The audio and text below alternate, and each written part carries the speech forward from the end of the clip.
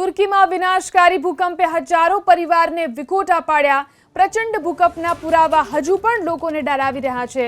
ત્યારે આ જ ડર અને ભૂકંપનો સામનો કરી તુર્કીથી હેમખેમ પરત ફર્યા છે 25 વર્ષથી ગુજરાતમાં રહેતા રાકેશ સિંહ અને તેમના પરિવાર। રાકેશ સિંહ અને તેમનો પરિવાર એબીપી અસ્મિતા પર જણાવશે તુર્કીના વિનાશકારી ભૂકંપની ધ્રુજાવતી કહાની। હાલ આપણી સાથે એ લોકો છે જેમણે આ ભૂકંપને અનુભવ્યો અને તે વખતે કયા પ્રકારની સિચ્યુએશન હતી તે તેમણે પોતે અનુભવી તેમના પરિવાર સાથે। મૂળ દિલ્હીના અને ગુજરાતમાં છેલ્લા 25 વર્ષથી રહેતા રાકેશ સિંહ અને તેમનો પરિવાર આપણી સાથે છે।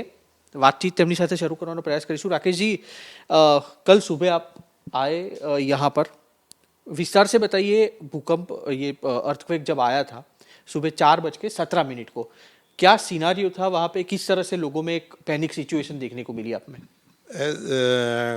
हम लोग एक्चुअल में ये लास्ट मंडे सुबह मॉर्निंग में 6 तारीख को 4 बजे मैं नॉर्मली उठा पानी पीने के लिए। पता नहीं इंस्टीट्यूशन क्या था दिमाग में कि I am just not feeling well. मुझे सिर में दर्द, थोड़ा सा आधा घंटा पहले ही सिर में थोड़ा सा दर्द भी महसूस हो रहा था। तो जब मैं उठा, मैं किचन में गया, मैं जस्ट वाटर ही ले रहा था, इमीडिएटली स्टार्ट दिस क्वेक। एक इतना तेज आया कि मैंने एकदम वाइफ को उठाया, बच्चे को लेकर हम लोग नीचे भागे, क्योंकि मैं सेकंड फ्लोर पे वहाँ रह रहा था। फ्लोर वाइज सिस्टम है वहाँ पे।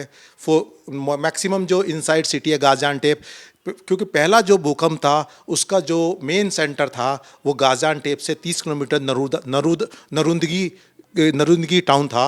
वो बिल्कुल मतलब you can say this first quake is coming into the Gaziantep. तो उसके बाद हम लोग नीचे आए। सबसे बड़ा प्रॉब्लम हमारे साथ, सिचुएशन इतनी वर्स्ट थी कि नोबडी कैन इमेजिन कि ऐसा भी हो सकता है। एक बाहर तो स्नो थी, क्योंकि 3 दिन से वहाँ बहुत स्नो रही थी और स्नो भी बहुत हैवी स्केल पे थी। और दूसरा, रात को जब स्नो रुकी उसके बाद बारिश हो गई वहाँ पे तेज। तो जब उतरे, इतनी तेज पब्लिक सब उतर के आए, सब भागे रोड पे आए सबकी, क्योंकि वहाँ नॉर्मली पार्किंग सिस्टम कुछ अंडरग्राउंड पार्किंग है और कुछ रोड पे पार्किंग करते हैं। तो जो रोड पे पार्किंग थे तुरंत अपनी गाड़ी उठाई और सब भागने लगे। जिसको जैसा सिचुएशन मिली वो उस सिचुएशन से वहाँ से भागने लगा, क्योंकि ये था कि भाई नॉर्मली क्रैक्स तो बिल्डिंग में आ ही रहे थे, बिल्डिंग हिली है। और मेरी जो फीलिंग थी, मैं ये कह सकता हूँ कि मैंने तो ज़िंदगी में मैं बहुत घूमता हूँ, मैं बहुत ट्रैवल करता हूँ, प्लेन में मैंने बहुत हिचकोले खाए हैं, पर really that is very panic और वेरी, मतलब ऐसा लगा कि पता नहीं क्या चीज़ आई है। तो उसके बाद मैंने बोला एकदम मैंने कहा इट इज़ वेरी वर्स्ट। तो उसके बाद हम लोग नीचे आए तो हमको शेल्टर मिल, जो ये अपना लोकल बस सर्विस होती है उसका शेड बने होते हैं। तो माई फैमिली टुगेदर हम तीनों आए। पर उन द मीन टाइम क्या हुआ कि मैं सब कुछ वहाँ भूल गया था, अपना मोबाइल वगैरह। होटल में नॉर्मली वो लोग रह रहे थे, तो उन्होंने बोला नहीं सर हम वी आर ओके। मैंने कहा तुरंत नीचे आओ, गाड़ी लो और कहीं निकलो यहाँ से, ओपन में चले जाओ, we go to shift open, क्योंकि सभी को ये था कि ओपन में जाना चाहिए हमको। तो ओपन में लोग गए और सिचुएशन इतनी टफ थी कि रोड पे जाम लग गया। अब जाम में लोग रो रहे हैं, बच्चे रो रहे हैं, सब चीज़ रो रहे हैं। सबसे बड़ी प्रॉब्लम ये हुई कि जो दिन के अंदर फिर दोबारा जो अर्थक्वेक आया ना, वो आया 1:21 पे, वो था 7.7 का। पहला जो था वो 7.8 का था, वो आया कर्मामारस, जो बेसिकली बिगेस्ट एरिया है जो टूरिस्ट के हिसाब से भी बहुत पॉपुलर है। और वहाँ भी टेक्सटाइल सेक्टर बहुत अच्छा खासा है। और वहाँ पे आइसक्रीम नंबर 1 है वर्ल्ड की, कर्मामारस टर्किश आइसक्रीम कहते हो। तो वहाँ पे उसका इम्पैक्ट बहुत जबरदस्त, टर्की में मैं कह सकता हूँ उस क्वेक का बहुत ज़्यादा इम्पैक्ट हुआ, क्योंकि कोलैप्स जो बिल्डिंग हुई हैं, 12 बिल्डिंग, 8 बिल्डिंग एक साथ कोलैप्स हुई हैं।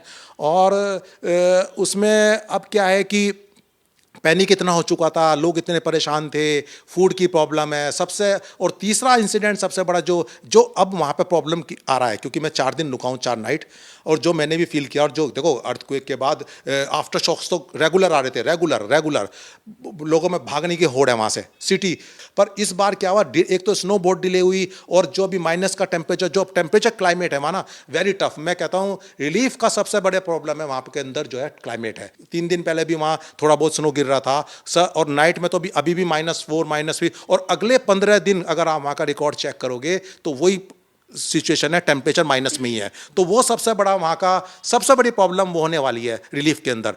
थर्ड इशू वहाँ पे ये हुआ कि जो मेन गैस पाइपलाइन थी जो पूरे एरिया को कवर करती थी, वो 10-12 सिटीज़ को कवर करती थी, वो पाइपलाइन में ब्लास्ट हो गया। तो उसके कारण क्या, अच्छा दूर वहाँ पे घरों में हीटिंग सिस्टम जो है गैस बेस्ड हीटिंग सिस्टम है, गैस बेस्ड कुकिंग सिस्टम है, सब कुछ गैस बेस्ड है वहाँ पे। तो उसके कारण क्या लोगों में पैनिक हो गया, how they can go, even anybody want to go to his home to check, make a prepare to take bath. 10 दिन से लोग बाथ नहीं ले पा रहे ये चीज़ क्योंकि not hot water, cold water, nobody can do take a bath in cold water, hot water है। तो सिचुएशन। सुमन जी, आप बताइए, सुबह 4:17 को जो पहला अर्थक्वेक आया था, दूसरा अर्थक्वेक जो कि आपने बहुत नज़दीक से देखा, तकरीबन आपने बोला 30 सेकंड, 55 सेकंड तक वो चला था। आपका एक्सपीरियंस किस तरह का था? बतौर हाउसवाइफ के तौर पे जिम्मेवारी भी बहुत रहती है, परिवार की भी जिम्मेवारी रहती है, चिंता भी रहती है, एक पैनिक की सिचुएशन भी थी। आपका एक्सपीरियंस वहाँ पे किस तरह का रहा? इंडियन एम्बेसी आप तक पहुँच पाई या उन लोगों ने कुछ हेल्प किया? हाँ, एक्चुअली क्या मॉर्निंग में ही आया था, काफ़ी तेज़ था, पर ये सेकंड शॉक तो मतलब हम घर पे ही थे और खुद से फेस किया कि मतलब इस टाइम मतलब क्या कर सकते कि इतना तेज़ भी कभी सोचा नहीं था कि वापस से इतना तेज़ मतलब आ जाएगा कि जो हम दोनों ही को फेस करना पड़ेगा ऐसे एकदम। और उस टाइम पे मतलब नहीं समझ में आ रहा था क्या है, क्योंकि 3 दिन से इतना मतलब मैं लास्ट 40 डेज से वहाँ पे रह रही थी और 3 दिन लास्ट 3 डेज से इतना एंजॉय कर रहे थे कि बर्फ़बारी, ज़बरदस्त बर्फ़बारी थी, लोग कह रहे थे स्वर्ग में रह रहे, स्वर्ग में रह रहे। और हम भी लाइफ भी एकदम कूल और बहुत स्मूथली सब चल रहा था। सोचा नहीं था कि कभी ऐसा ट्रबल में आ जाएंगे तुरंत कि ऐसा भी हो सकता है। तो उस दिन फिर हम तुरंत नीचे भागे, जब ये आया दोबारा सेकंड तेज भूकंप आया तो नीचे फिर स्टेयर से नीचे आने के बाद फिर स्टॉप हो गया था, क्योंकि घर में हमने जैकेट लिया क्योंकि बाहर बारिश हो रही थी और नीचे बर्फ़ था, ठंडी थी, तो मोबाइल उठाया और जैकेट उठाई, नीचे भागे। इतने नीचे आए तब तक वो बंद हो गया था और हस्बैंड भी नहीं थे साथ में, तो वो रास्ते में थे, बाय रोड थे। तो वेरी टिपिकल कंडीशन। 6 तारीख से लेके लगातार 6 दिन आप वहाँ पे रह चुके। खाने पीने की किस तरह की व्यवस्थाएं होती थी? क्योंकि आप पे भी ये जिम्मेवारी थी अपने बच्चे को भूखा ना सोने दे, क्योंकि परिवार की एक चिंता भी रहती है, आपके हस्बैंड की भी जिम्मेवारी थी आपके ऊपर। नहीं, वो तो खाने पीने का तो खैर हम घर पे तो रहे नहीं है, मतलब स्टे नहीं कर सकते थे, क्योंकि तब तक वहाँ गवर्नमेंट की तरफ से हाउस प्रूफ नहीं होंगे तब तक हम उसमें स्टे नहीं कर सकते कि भाई ओके है। तो हम किसी के घर पे थे और वो सब हमारा पूरा बराबर ख्याल कर रहे थे। तो बाकी हमने इंडियन एम्बेसी को भी कांटेक्ट किया, उनका भी रिस्पांस मिला, उनसे कांटेक्ट किया। फिर हम जिस दिन यहाँ आए वो भी सिचुएशन मतलब हॉरेबल थी एयरपोर्ट पे, जब हम गए कि लगेज लेके निकलते हैं, देखते हैं होगा तो पॉसिबल होगा तो आएंगे, नहीं तो नहीं, वापस भी जाना पड़ेगा। फुल डे मतलब हमको वहाँ पे उस दिन एयरपोर्ट पे लग गया, केवल गाजियान्टेप टू इस्तांबुल आने के लिए। तो मतलब आके स्टे किया हमने होटल में, पैर रखने की जगह नहीं थी मतलब एयरपोर्ट पे, मतलब ऐसी condition, no safety no security, मतलब सब चाहिए। बाईपास हो रही थी वहाँ पे। सार्थक भी हमारे साथ है। सार्थक, आपकी उम्र के मुताबिक ये इतना बड़ा आफ्टर शॉक आपने सब पहली दफ़ा देखा होगा। आपका क्या देखा आपने वहाँ पर?